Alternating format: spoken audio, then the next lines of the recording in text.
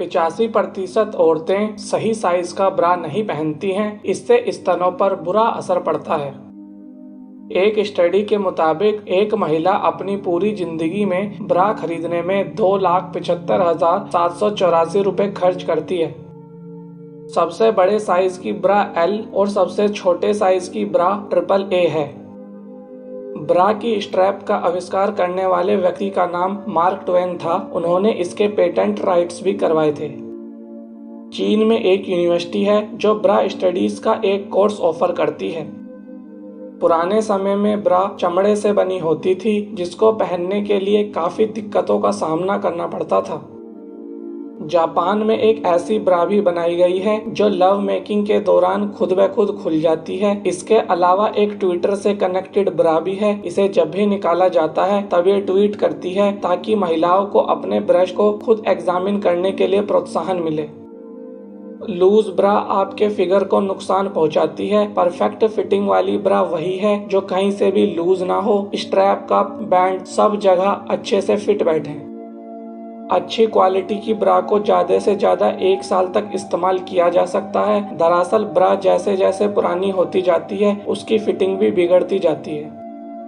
सोते समय ये जरूरी नहीं है कि ब्रा को खोलकर ही सोएं, बस इतना ध्यान में रखिए कि उसे इतना कस के ना पहन लें कि आपको बेचैनी महसूस हो। साल 1889 में मॉडर्न ब्रा चलन में आई थी। इसे फ्रांस की हरमीनी कोडेलो ने बनाया था और इसे कोरसेट जॉर्ज नाम दिया था। ये पहनने में भी आसान थी और इससे टाइम की भी बचत होती थी। पहली बार ब्रेजियर्स नाम के शब्द का उपयोग साल 1907 में वोंग मैगजीन में हुआ था। इसका मतलब सपोर्ट देना होता है। ब्रा यही करती है। कई सालों के बाद इसे ब्रा कहा जाने लगा। ब्रा ब्रेजियर शब्द का ही शॉर्ट वर्जन है। 1930 के दौरान ब्रा 4 अलग अलग साइज में आती थी। उन्हें A, B, C और D नाम से वर्गीकृत किया गया था। बाद में उन्हें egg cup, tea cup, coffee cup और चैलेंज कप जैसे नाम दे दिए गए। 1940 के बाद ब्रा का रूप भी बदल गया। नायलॉन का कपड़ा होने की वजह से अंडरगारमेंट्स पहनने में हल्के तो होते ही थे, साथ ही अब इन्हें प्रेस करने की भी जरूरत नहीं पड़ती थी। यही वजह है कि 45 साल से कम उम्र की हर महिला ने इसे अपनी जिंदगी में शामिल कर लिया था। पहला पैडेड कप हॉलीवुड के फ्रेडरिक ने 40 के दशक में बनाया था। वे ही थे जिन्होंने पहली पुशअप ब्रा का भी आविष्कार किया था।